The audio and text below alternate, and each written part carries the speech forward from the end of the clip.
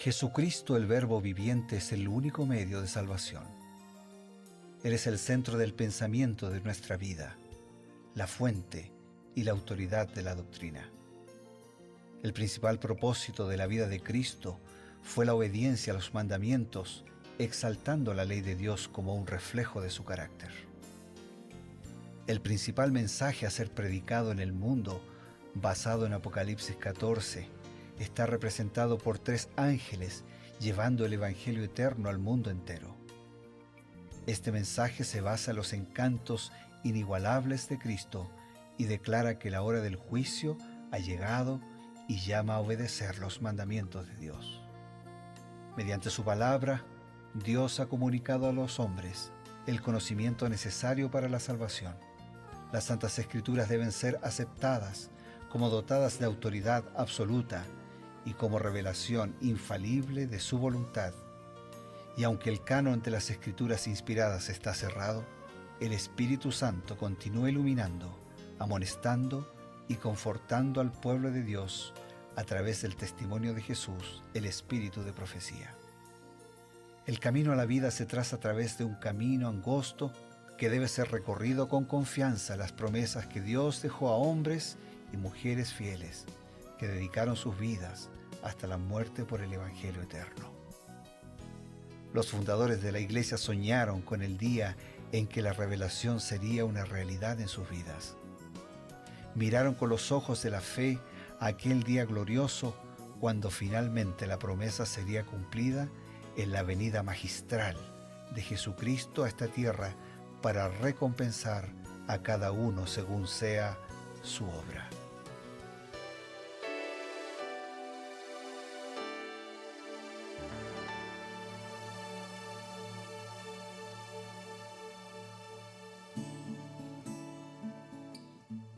Es muy bueno, amigos, saber que tenemos un momento especial. Este es un momento que nosotros esperamos y seguramente también ustedes, porque nos conectamos con el Creador a través de su palabra y a través del espíritu de profecía. Esto es, creed en sus profetas. Les damos una cordial bienvenida, a la vez que damos también una cordial bienvenida al pastor Bruno Razo. Muchas gracias, Ever, y yo te doy la bienvenida a ti, y juntos se lo damos a nuestros amigos para continuar profundizando el mensaje de Dios. Y el mensaje de Dios en estos días ha sido muy interesante. Hemos estado estudiando cómo el Señor fue conduciendo a este joven que luego se convirtió en adulto, en el líder, en el juez, quien dirigía a la nación sin ser un rey, porque él sabía cuál era su lugar. Pero de pronto vimos los días pasados que se les entra una idea, siguiendo el ejemplo de los pueblos vecinos que querían un rey. Finalmente Dios le dice a Samuel: mira, Samuel, está bien, le vamos a dar un rey. Dios elige a la persona que estaba mostrando, por lo menos en un principio, cualidades adecuadas para gobernar. Algunos tenían sus dudas porque en este proceso de transición, algunos decían: ¿será, no será? ¿Este es el adecuado, no es el adecuado? Pero Dios, que había elegido a Saúl, el primer rey, quería confirmar a Saúl sobre su trono. ¿Cómo confirma el Señor al rey Saúl en el trono de Israel? En Patriarcas y Profetas, Elena de White dice esto: la rapidez y el valor de Saúl, así como el don de mando que reveló en la feliz dirección de tan grande ejército, eran cualidades que el pueblo de Israel había deseado en su monarca para poder hacer frente a las otras naciones. Ahora lo saludaron como su rey, atribuyendo el honor de la victoria a los instrumentos humanos y olvidándose de que sin la bendición especial de Dios todos sus esfuerzos hubieran sido en vano. En el calor de su entusiasmo, algunos propusieron que se diera muerte a los que al principio habían rehusado a reconocer la autoridad de Saúl. Pero el rey intervino diciendo: no morirá hoy ninguno, porque hoy Jehová ha traído la salvación en Israel. Así que la confirmación vino por la intervención de Dios, por la victoria y también por la propia actitud de él, que en lugar de echar mano de la venganza, que terminaría en la muerte de muchos, echó mano del reconocimiento de aceptar la soberanía, la intervención y dar la gloria a aquel que realmente había posibilitado la victoria. Es interesante, significa entonces que Dios, a pesar de que el plan original no era que tuvieran un rey, Dios encaminó esa voluntad terca, obstinada del pueblo y trata de darles lo mejor en medio de esa decisión que no siempre era la mejor, pero el Señor buscaba la forma de ir encaminando a su pueblo. Sí, eso pasó más de una vez de distintas maneras, ¿no? Por ejemplo, al comienzo la vida era más longeva, el hombre que más vivió 969 años. Matusalén, por eso todavía el dicho en algunos lugares más viejo que Matusalén. Ahora después por la acción del pecado el hombre iba a cortar su vida. Claro. Y entonces Dios permitió que comieran algunas cosas que Dios antes había dicho que no comieran. ¿Por qué? Porque una vida en el pecado así tan larga habría sido un sufrimiento. Entonces el Señor también acortó el sufrimiento. Por eso Moisés cuando escribe dice, bueno, 70, en los más robustos, 80 años, ¿no? La vida se fue acortando. Así que Dios en eso, como en esto que estamos viendo acá, también iba... Él no quería un rey porque él era el rey, pero ya que ellos querían un rey también, bueno, Dios no es que va cediendo, ¿no? Pero va supliendo las necesidades dentro de sus propósitos de trascendencia eterna. Esa actitud de Saúl, algunos lastimosamente no faltan, ¿no? O sea, habían vencido a los amonitas, que era otro de los enemigos, y dijeron, bueno, al principio hubo un grupo que se opuso a la coronación de Saúl. Y entonces, queriendo granjearse, ¿no? Falta esas personas que dicen, ahora voy a hacer un poquito mi parte para que el rey me mire, ¿no? Señor, mira, este grupo, esta gente no te apoyó, así que, ¿qué te parece?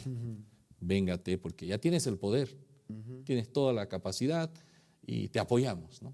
Tienes que vengarte y así demuestras tu posición, tu autoridad, que nadie menoscabe tu autoridad en Israel, ¿no? Sería interesante, tal vez hay una parte que me gustaría que nos vuelva a recalcar, y hay un añadido que muestra específicamente el carácter que mostró Saúl en ese momento. Sí, voy a continuar con la lectura y dice, en el calor de su entusiasmo, algunos propusieron que se diera muerte a los que al principio habían rehusado reconocer la autoridad de Saúl, ¿no? Pero el rey intervino diciendo, no morirá hoy ninguno, porque hoy Jehová ha traído salvación en Israel. Con esto dio Saúl testimonio del cambio realizado en su carácter. En vez de atribuirse el honor, dio a Dios toda la gloria. En vez de manifestar un deseo de venganza, mostró un espíritu de compasión y perdón. Este es un testimonio inequívoco de que la gracia de Dios mora en el corazón. Saúl no era así. Claro. Pero él ahora había sido transformado por la gracia y por la presencia de Dios. Entonces Saúl mostraba atributos que eran propios de Dios, como el del perdón, como el de la compasión, como el de la ausencia de venganza. Entonces con él estaba dando un testimonio del cambio realizado en su carácter.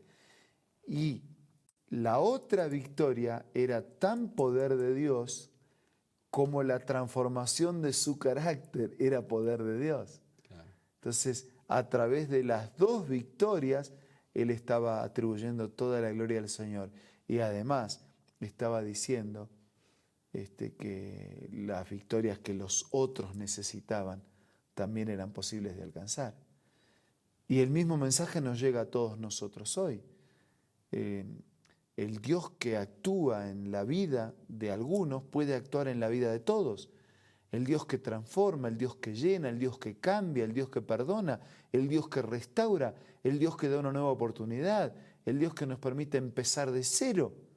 Ese Dios puede hacer cosas maravillosas, trascendentes en tu vida, en la medida que se lo permitamos, en la medida que aceptemos su intervención.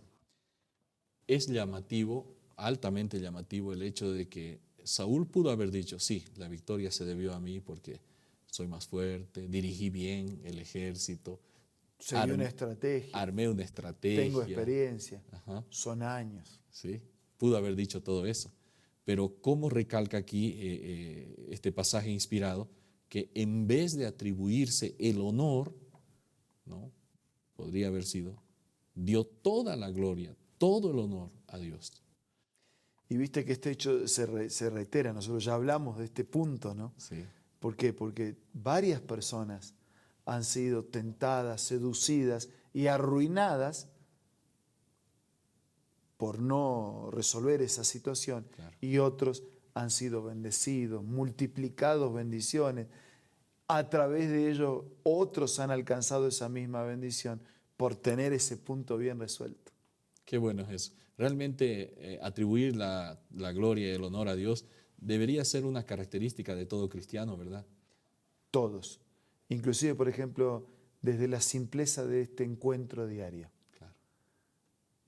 Si nosotros nos colocamos en las manos de Dios y pensamos que alguien puede alcanzar paz, que alguien puede encontrar una nueva oportunidad para su vida, que alguien puede tener un nuevo amanecer, eso es gracias a Dios, no es gracias a lo que nosotros digamos. Y si realmente bendiciones están ocurriendo en las personas, es gracias a Dios. Y en la medida que nosotros digamos que es gracias a Dios, esas bendiciones se van a multiplicar. Cuando pensemos que es por nuestra habilidad de dialéctica, comunicación. o porque los años, por los títulos. Entonces ahí arruinamos todo y no le hacemos bien a nadie. Y qué bueno, ¿no? Es recordar que en realidad el contenido de este programa no son nuestras palabras, ¿no? Son las palabras de Dios a través del Espíritu de profecía. Porque tanto enredados por su palabra como en creer en su profeta, lo que nosotros buscamos es, ¿qué dice la palabra de Dios para mí? Qué bueno. Amigos, ¿qué dice la palabra de Dios para mí? Debería ser una pregunta que necesitamos plantearnos cada día. Mientras reflexionamos en esto, recibiremos un oportuno consejo y volvemos enseguida. Hola, hoy tengo otra cita muy linda para compartir. El Dios del cielo luchó consigo mismo entre dejar que el hombre culpable pereciera o entregar a su cariñoso hijo para que muriese por la raza humana. Los ángeles estaban tan interesados en la salvación del hombre que entre ellos se podía haber encontrado a quienes habrían renunciado a su gloria y dado su vida por el hombre que perece. Pero, dijo el ángel, eso no serviría de nada. La transgresión era tan enorme que la vida de un ángel no podía pagar la deuda. Únicamente la muerte e intercesión de su hijo podía pagar la deuda y salvar al hombre perdido de la tristeza y la miseria sin esperanza. Qué linda cita, ¿verdad? Esta tú la puedes encontrar en este libro maravilloso, Primeros Escritos, escritos por Elena G. de White. Puedes descargar esta aplicación del App Store o del Play Store. Volvemos, amigos, queremos recibir un breve resumen, un llamado importante y también la oración que nos motiva. Solo queremos cerrar animando a que tengamos la sinceridad para investigar, que tengamos la franqueza como para buscar qué dice Dios para mí y que tengamos la disposición en obedecer y seguir solamente el mensaje de Dios para nuestra vida. Ahora vamos a orar. Gracias, Señor, por recordarnos que no es solo de pan que vive el hombre, sino de toda palabra que sale de tu boca. Permite que siempre nos alimentemos de lo que proviene de ti, por el bien de los que nos rodean y por un destino eterno que está muy próximo a venir. Lo pedimos, lo agradecemos en el nombre de Jesús. Amén. Amén. Gracias, pastor, por sus palabras, los consejos del Espíritu de Profecía que nos presenta.